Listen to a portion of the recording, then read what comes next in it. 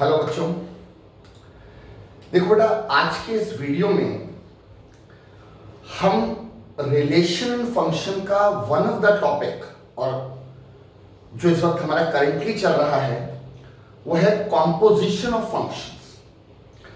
हम composition of functions से related बेटा मैं ऑलमोस्ट सारी चीजें सिखा चुका हूं, बता चुका हूं, जितनी वेरिएशंस पॉसिबल हैं वो भी मैं सारी डिस्कस कर चुका हूं।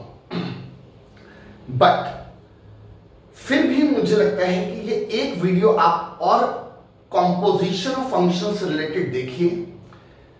हो सकता है कि कुछ और नई बातें आपको सीखने को मिलेंगी, या यूं कह लीजिए कि आपके कुछ डाउट्स जो हो सकते हैं, जैसे आप बच्चे मेरे को डाउट भेज रहे हैं, तो आपके कुछ जो डाउट्स हो सकते हैं वो भी इस वीडियो के थ्रू मैं क्लियर करने की कोशिश करूंगा, और जो भी कॉन्सेप्चुअल बातें एक दो और हैं वो भी आप सीखें। राइट? तो कहने का मतलब ये है कि कॉम्पोजिशन ऑफ फंक्शन पे थोड़ी सी हम और फर्दर प्रैक्टिस कर रहे हैं। ठीक है, चाहे आप उसको डाउट से रिलेटेड ले लीजिए या एडिशनल प्रैक्टिस से रिलेटेड ले लीजिए। ठीक है, और जब मैं कॉम्पोजिशन ऑफ फंक्शन के टॉपिक की बात करता हूं तो composition of function, identity function, invertible function, inverse निकालना, ये सारी बातें बेटा मैं डिस्कस करूंगा आपसे। ठीक है, चलिए, तो सबसे पहले मैं असाइनमेंट के का जो मेरे असाइनमेंट में one of the question number 5 मैं एक बार बेटा ले लेता हूं असाइनमेंट। क्वेश्चन नंबर 5 में बहुत स्टूडेंट्स की दिक्कत है। ठीक है, एक तो बेटा ये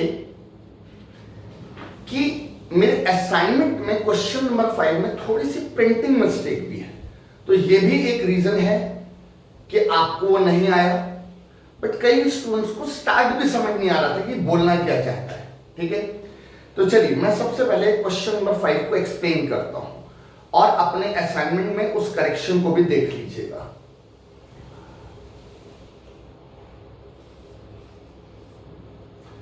उसने हमें बेटा दो फंक्शन दिए हुए हैं। उसने क्या बोला है कि if fx equal to modulus of x। ठीक है, तो ये फर्क देखिए, असाइनमेंट में fx जो है वो greatest integer of f, greatest integer function print हो रखा है मेरे असाइनमेंट में, जबकि वो fx इक्वल टू बेटा क्या है, मॉडुलस ऑफ x है। ठीक है, and gx equal to greatest integer of x। fx बेटा ये है, तो एक्चुअली असाइनमेंट में क्या हुआ, ये दोनों ही ग्रेटेस्ट इंटीजर जो है वो आ गए। अब वो दोनों ग्रेटेस्ट इंटीजर से क्वेश्चन तो नहीं बोलूंगा कि इनवैलिड है, बट हाँ वो मतलब कोई प्रॉपर सेंस नहीं बन पा रही उसकी। राइट? तो इसलिए ध्यान देना, fx बेटा क्या है, मॉडुलस ऑफ x है, करेक्शन है ये, एंड gx क्या है, ग्रेटेस्ट इंटीजर ऑफ x। ठीक है, ग्रेटेस्ट इंटीजर फंक्शन। और आई होप इन दोनों की क्वालिटी अब आपको पता है। एक क्लास हुई है बेटा, उस क्लास में आई थिंक वीडियो क्लास ही थी वो, उसमें स्पेशल फंक्शंस के बारे में सारा बताया गया।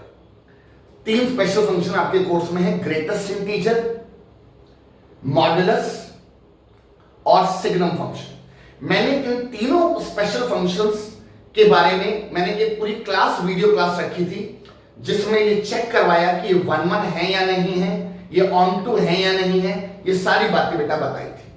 तो एक बात बेशक रिवाइज करना चाहो तो रिवाइज कर लेना कि इनका क्या मतलब है। ठीक है, एनीवे उसने आपसे बेटा मांगा क्या है, ये दे दिया, ये दे दिया, आपसे क्या फाइंड आउट करने को बोला है। उसने बोला है बेटा GOF with in bracket -5/2 minus FOG, right, with in bracket बेटा उसने क्या बोला है, ये भी -5/2। राइट, आपसे बेटा इसकी वैल्यू मांगी है, क्वेश्चन में बता दिया कि ये मॉडुलस फंक्शन है और ये क्या इंडिकेट कर रहा है, ग्रेटेस्ट इंटीजर। दोनों की आपको क्वालिटी पता होनी चाहिए, ये बेटा मैंने ऑलरेडी बता रखा है। नहीं भूल गए हो तो इससे रिलेटेड वीडियो क्लास ले लीजिएगा, रिवाइज कर लीजिएगा।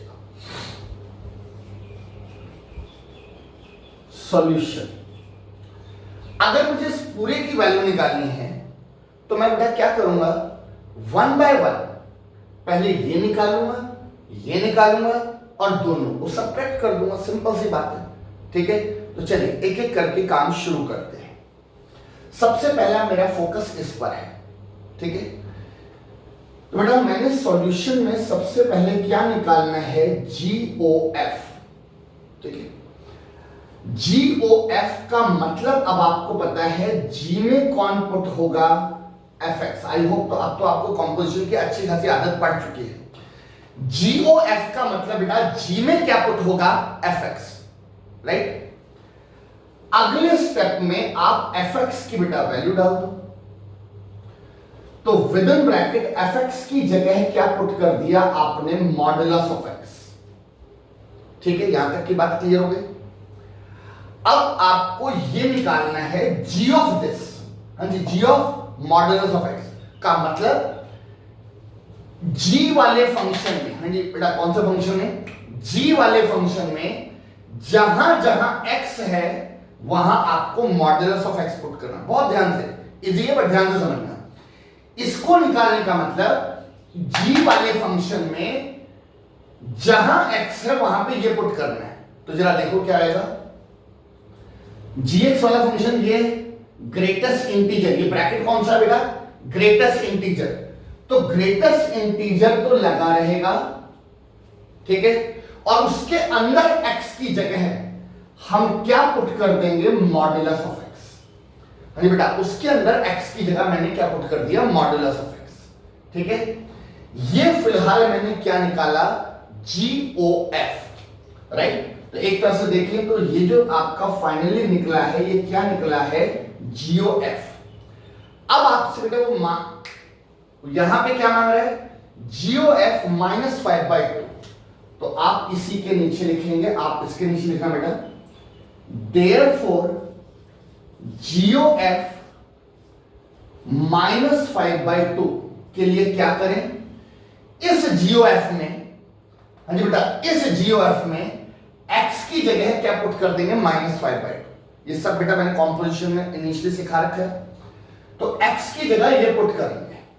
तो ध्यान देना, ग्रेटेस्ट इंटीजर, मॉडुलस के अंदर -5/2, फिर ग्रेटेस्ट इंटीजर, ठीक है। -5/2 के ऊपर दो फंक्शंस अप्लाई हो रहे हैं, एक मॉडुलस भी अप्लाई हो रहा है और एक ग्रेटेस्ट इंटीजर भी अप्लाई हो रहा है। बात आती है किसका रोल पहले। अब आप देख लो इस वक्त किसका रोल पहले आएगा, मॉडुलस का रोल पहले आएगा, बाद में ग्रेटेस्ट इंटीजर। हाँ जी बेटा पहले मॉडुलस का रोल, बाद में ग्रेटेस्ट इंटीजर, राइट। मॉडुलस क्या बोलता है, नेगेटिव को पॉजिटिव कर देता है, दैट्स इट, मॉडुलस का ये काम है। तो अगले स्टेप में ग्रेटेस्ट इंटीजर के अंदर सिर्फ 5/2 रह जाएगा। हाँ जी समझ गए, मॉडुलस ऑफ -5/2 क्या क्या हुआ, मॉडुलस ऑफ -5/2, मॉडुलस ने उस नेगेटिव को पॉजिटिव कर दिया। हो गया बेटा यहां तक। उसके अगले स्टेप में 5/2 को आप लिखेंगे 2.5। 5/2 कितना होता है, 2.5, राइट। और ग्रेटेस्ट इंटीजर की क्वालिटी क्या करती है कि किसी भी डेसिमल को इंटीजर में कन्वर्ट कर देती है। किसी भी डेसिमल को बेटा इंटीजर में कन्वर्ट करती है, और कैसे में कन्वर्ट करती है, लेसर में, उससे कम वाले में। तो 2.5 इज व्हाट, 2। ग्रेटेस्ट इंटीजर 2.5 इसको लेसर इंटीजर में कन्वर्ट कर देगा 2, राइट। तो ध्यान देना बेटा, इतने हिस्से की जो वैल्यू है वो आपने क्या निकाल ली, 2, ठीक है। अब मैं इसको निकालूंगा और सिंपल सी बात है दोनों को माइनस कर दूंगा, ठीक है। तो ये आपने 2 लिखा हुआ है, इसका ध्यान रखना, आपने निकाल दिया है, ठीक है। यहां तक हो गया नाउ, ठीक है बेटा, यहां तक नोट कर लेना। ये निकाल लिया, अब मैं इस पे फोकस कर रहा हूं मैं, ठीक है।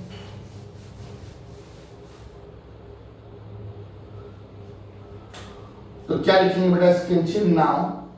अब आप निकालेंगे FOG। अब फिर वही बात बेटा, FOG का मतलब F में कौन पुट होगा, GX।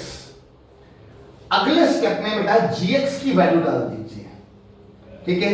gx की वैल्यू क्या है, ग्रेटेस्ट इंटीजर ऑफ x।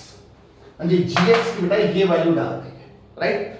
और अब इसका बेटा क्या मतलब है कि fx वाले फंक्शन, हाँ जी f ऑफ ये, इसका मतलब है fx वाले फंक्शन में x की जगह ग्रेटेस्ट इंटीजर ऑफ x डालना है।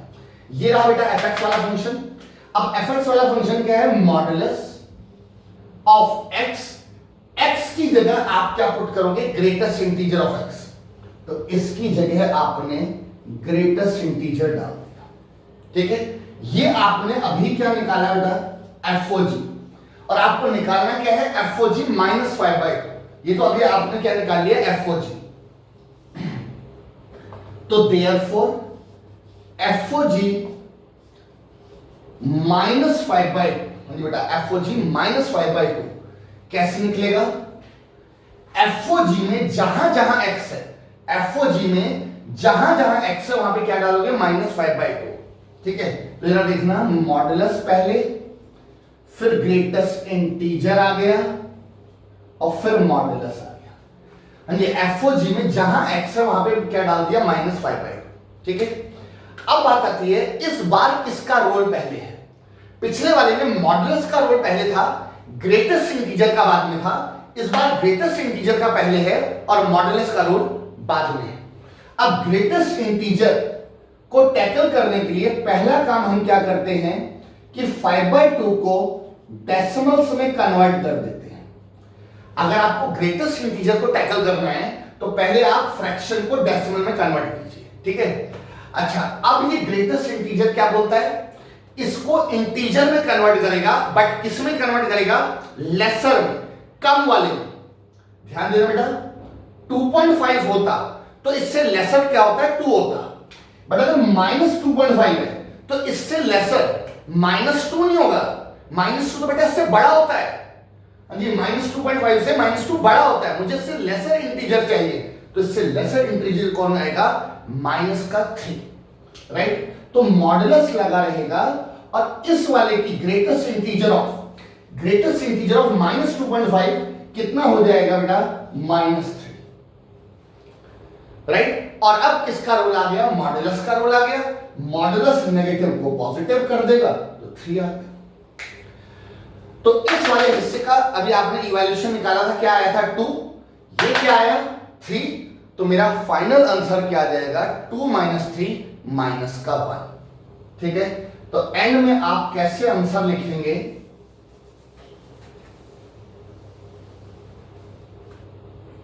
हाँ जी बेटा, एंड में आप फाइनल आंसर कैसे देंगे वो देख लीजिए, ठीक है। यहां तक बेटा कॉपी कर लिया, तो आप क्या लिखेंगे कि देयरफॉर, इसे कॉपी करके ये इवैल्यूएशन बेटा 2 आया था, ये इवैल्यूएशन 3 आया है, फाइनल इवैल्यूएशन क्या हो जाएगा, माइनस का 1, and this is our final answer. Clear है, समझ आ गई बात बेटा। क्वालिटी बड़ा आसान है बेटा, इजी है, कोई मुश्किल काम नहीं, बस आपको ग्रेटेस्ट इंटीजर, मॉडुलस, इनकी क्वालिटी पता होनी चाहिए, और फिर कॉम्पोजिशन के बारे में तो पता ही होना चाहिए कि किसका कौन किस में पुट हो रहा है, FOG, GOF, ठीक है। सारी बातें ऑलरेडी आपको सिखाई गई, ठीक है ना। अब आप मेरे असाइनमेंट में कॉम्पोजिशन में से, ये कॉम्पोजिशन का 5th क्वेश्चन था, छोटी सी करेक्शन थी, मैंने बता दी। अब आप इसका बेटा 7th क्वेश्चन देखते हैं, राइट। तो 7th क्वेश्चन असाइनमेंट में से, ये जितनी भी चीजें मैं कर रहा हूं है तो इजी, बट वही बात है, इजी है फिर भी सीखना पड़ता है कई बार, ठीक है। देखो बेटा 7th क्वेश्चन क्या है, जरा एक बार आप ध्यान दीजिए। क्वेश्चन प्रॉपर तो आप बाद में देख ही लोगे, इसमें है क्या, लेट F कॉलन, जनरली आपको मिलता है F colon A arrow B, ऐसे मिलता है ना। अब ये आपके बड़ा कंफर्टेबल है, आप देखते हो, आप ठीक है पता है ये क्या मतलब है, डोमेन सेट, को डोमेन सेट, कौन कहां से आ रहा है, सब पता है, राइट। बट वो जब कई बार इसी चीज को देखो दे रहा है, कैसे दे रहा है, 2 3 4 5 curly bracket close, arrow 3 4 5 9, ठीक है, 3 4 5 9। तो कहने का मतलब ये हुआ कि बेटा वो ऐसे लिखने के बजाय ये लिख रहा है। कंफ्यूज मत हो, डरो मत। जस्ट लाइक एज ए ये सेट है, एज ए और ये वाला एज ए बी सेट हो गया, वही है, बट प्रॉपर सेट ही लिख दिया उसने। तो this is very similar to this, उससे आप कंफ्यूज मत होना, ठीक है। ये दे दिया बेटा, एंड ऐसी बेटा जी भी दिया हुआ है। अब जी क्या दिया हुआ है जरा देखिए, जी दिया है 3 4 5 9, 3 4 5 9, एरो में क्या दे दिया 7 11 और 50, 7 11 50, राइट। तो आप इसको ऐसे सोचो कि जो जी है वो क्या है, बी एरो सी, समझिए। क्योंकि देखो बेटा ये दोनों सेम है ना, ये दोनों सेम है, तो मैंने ये लिख दिया कि जस्ट लाइक दिस है, ए एरो बी और ए बी एरो सी। तो बॉटम लाइन ये कि दो फंक्शन दिए हैं, right. Be a function defined as, अच्छा और भी क्या, ये सारा क्वेश्चन का पार्ट है, ठीक है। डिफाइन एज, क्या डिफाइन एज है बेटा,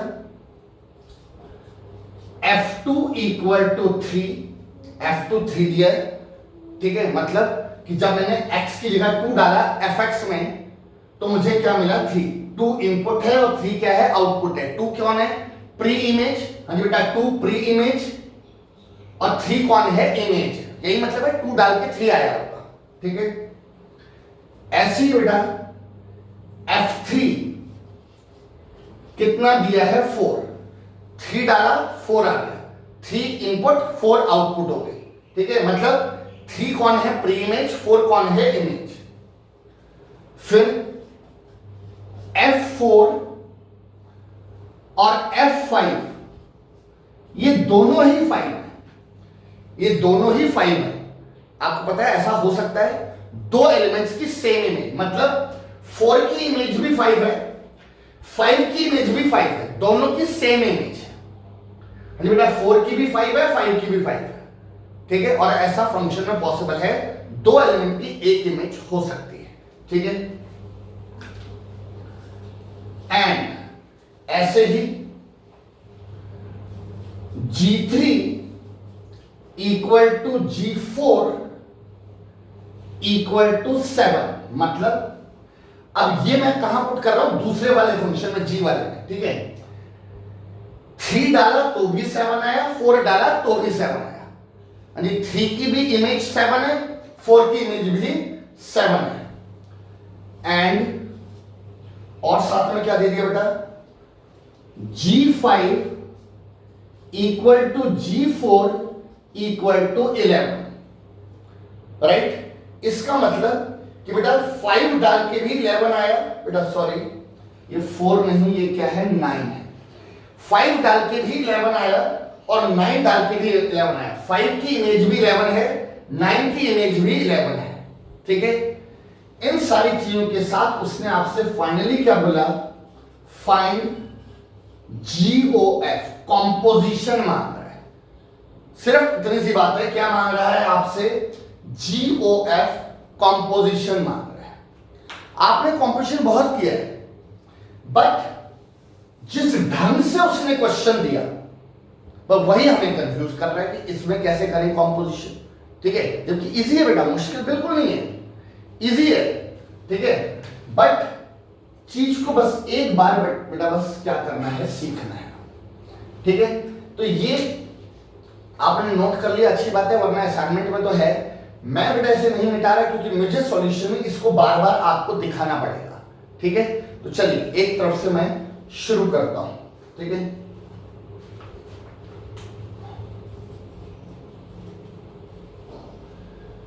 GOF का मतलब तो अभी भी वही है। क्या मतलब है GOF का, G में कौन पुट होगा, fx, हाँ जी बेटा G में कौन पुट होगा, fx, GOF का वही मतलब है, ठीक है। अब अगले स्टेप में आप fx की वैल्यू डाल देते हैं, यही करते हैं बेटा, fx की वैल्यू डाल देते हैं। बट इस बार उसने fx देने की बजाय, आप ध्यान से देखिए, fx देने की बजाय उसने f2 दे दिया, f3 दे दिया, f4 दे दिया और f5 दे दिया। ये क्लियर है? इसका मतलब, ठीक है बेटा, आप इसके नीचे लिखिएगा, मैं समझाने के लिए यहां साइड में लिखा, ठीक है। देयरफॉर इसका मतलब कि अब वो मुझसे क्या क्या मांग रहा है। देखो g अपनी जगह है, हाँ जी बेटा, g अपनी जगह है, fx तो एज ए fx कौन है, f2, एक तो वो आप मुझसे ये मांग रहे हैं, फिर fx की जगह बेटा क्या डाल दिया, f3, ये मांग रहा है, फिर fx की जगह f4 ये मांग रहा है, और फिर fx की जगह f5 ये मांग रहा है।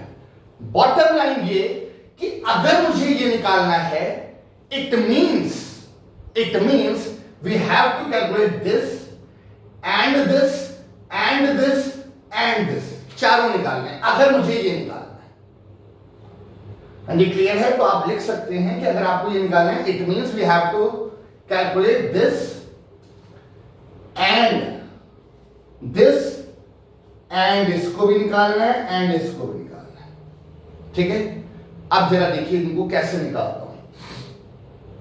g का बेटा g रहा, f2 कितना है, 3, तो f2 की जगह बेटा 3 डाल दिया मैंने। देख रहे हैं, ध्यान से समझना बेटा, g का g रहा, f2 किसके इक्विवेलेंट है, 3, मैंने f2 को हटा के 3 डाल दिया।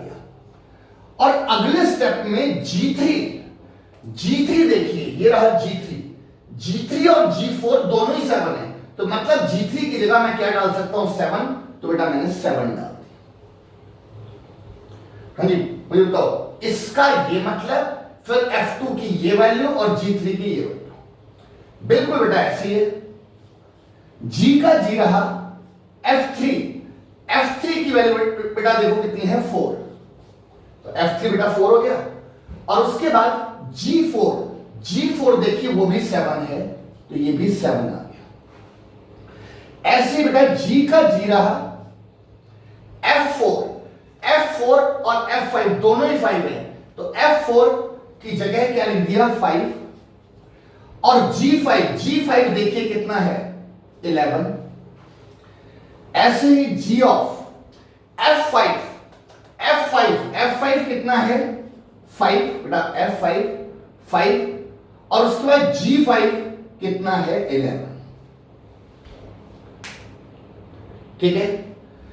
मुझसे उसने GOF मांगा, ये GOF ये है और ये चारों हैं, ऐसा नहीं कि कोई इनमें से एक है, राइट। GOF मांगा जो ये है और ये चारों हैं, ठीक है। तो अब मैं अपना फाइनल आंसर बेटा अब कैसे डिक्लेयर करूंगा, वो जरा ध्यान से देखिए। फाइनल आंसर, ठीक है, तो आप इसके नीचे क्या लिखेंगे, therefore GOF equal to curly bracket.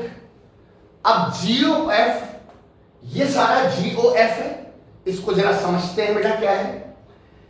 इसका मतलब ये निकलता है कि जब आपने 2 पुट किया, फाइनली देखा जाए तो इनपुट किसकी हुई है, 2 की, ठीक है, और आपको आउटपुट क्या मिली है, 7, राइट। इनपुट 2 आउटपुट 7, तो आपको एक पेयर क्या मिला, 2,7, दोनों की इनपुट और आउटपुट से मिलाकर बेटा जो पेयर बना वो क्या बना, 2 डालकर 7 मिला, तो पेयर क्या मिला, 2,7। ऐसी अगले में 3 डालकर भी 7 मिला, 3 से भी 7 मिला। अगला 4 डालकर 11 मिला बेटा, 4 डाल के 11 मिला। अगला 5 डालकर 11 मिला, ब्रैकेट क्लोज, करली ब्रैकेट क्लोज। तो जीओएफ जो उसने मांगा था बेटा वो जीओएफ आ गया। बताइए क्लियर है? बस प्रेजेंटेशन अलग है, क्वेश्चन अलग ढंग से दिया गया तो ऑब्वियस सी बात है कि वो चीजें भी थोड़ी सी बदल गई। मुश्किल नहीं है बट एक बार क्लियरिटी जरूरी है, बस क्या है और आपके सामने बेटा देख लो, ठीक है? आ रहा है समझ? तो बिल्कुल वही है, उसी से हम एक एक पॉइंट से चले हैं, ठीक है? ये था बेटा मेरे असाइनमेंट का क्वेश्चन नंबर 7 और 7th क्वेश्चन के ही बहुत क्लोज कौन सा क्वेश्चन है बेटा? 8th, बट उसमें थोड़ा सा उसने और घुमा दिया, ठीक है? इस क्वेश्चन में ये जो सारी चीजें आपको दे रहा है ना वो डायरेक्टली इस अगले क्वेश्चन में नहीं दे रहा। तो चलिए मैं अगला क्वेश्चन भी एक बार आपसे डिस्कस कर लेता हूं, बट अगला 8 तभी समझ आएगा जब 7th हम आएंगे। 7th समझ आ गया? अब 7th से थोड़ा सा लेवल 8 कैसे अलग है वो जरा एक बार देखो, ठीक है? नोट कर लेना बेटा इसको।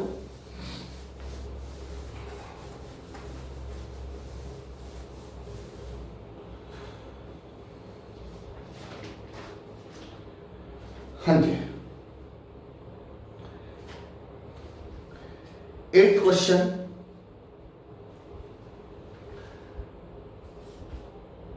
F equal to F colon, ठीक है? F कॉलन बेटा उसने क्या दे दिया, या 8th मैं थोड़ा सा बदल देता हूं, हाँ ठीक है कोई दिक्कत नहीं है। F कॉलन डाल के बेटा उसने क्या सेट दिया, 1 3 4 एरो 1 2 5, ठीक है? एंड जी जो है उसने क्या दिया, 1 2 5 एरो 1 3, ठीक है? गिवन बाय एफ जो है वो इस बार पेयर बना के दे दिया 1 2 3 5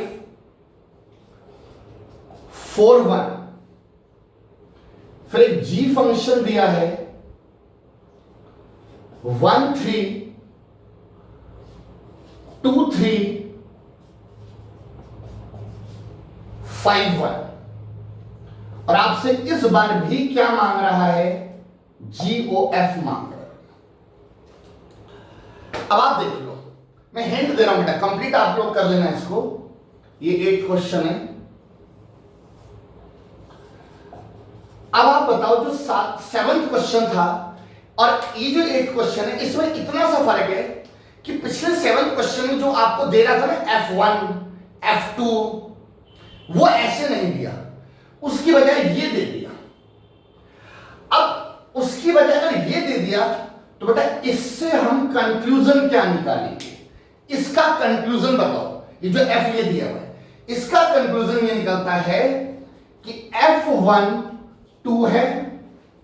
हाँ जी बेटा F1 देखो ना 1 डाल के 2 आया और 1 किस में डाला हुआ, F में डाला हुआ। तो इस पेयर से कंक्लूजन क्या निकला कि F1 is 2 comma F3 is 5। हाँ जी, इस पेयर का मतलब, और इस पेयर का मतलब F4 is 1, F4 is 1। Also इस G वाले से क्या कंक्लूजन निकला, इस G वाले से कंक्लूजन निकला कि G1 is 3 कॉमा G2 वो भी 3। हाँ जी बेटा G1 भी 3 और G2 भी 3 और G5 जो है वो 1 है। अब आप बताओ इसको ये, इसका ये कंक्लूजन निकला, इसका ये कंक्लूजन निकला और ये करते ही अब ये 7th क्वेश्चन जैसा क्वेश्चन बन गया। 7th में बस ये आपको बना बनाया मिल रहा था, वो उसने ऐसे देने की बजाय ऐसे दे दिया। राइट, अब तो बेटा कर लोगे। Now very similar to 7th question, ठीक है। तो ये मैंने कॉम्पोजिशन के कुछ क्वेश्चंस आपके साथ डिस्कस किए। वो क्वेश्चंस जो मुझे लगता था कि थोड़ी दिक्कत आ सकती है, राइट। और बाकी जो और क्वेश्चंस हैं कॉम्पोजिशन में, वो मैं बेटा इसकी लाइव क्लास में आज आपके साथ और डिस्कस करूंगा, ठीक है, राइट। जिससे कि और भी मतलब जैसे कहते हैं कॉम्पोजिशन हमारे लिए बिल्कुल स्ट्रांग हो जाए, जिससे कि फिर दिक्कत ना आया, ठीक है। तो इसलिए related to composition, related to invertible, non invertible, ठीक है, ये सारी चीजें आज मैं आपके साथ लाइव क्लास में फर्दर डिस्कस करूंगा। बट आई होप आप कॉम्पोजिशन से रिलेटेड ये बातें सीख गए, ठीक है। चलिए बेटा, तो इनको माइंड में रखिएगा, इस रिलेटेड ये होमवर्क कर लीजिएगा, ठीक है बेटा। तो इस क्लास को यहीं वाइंड अप करते हैं। Thank you.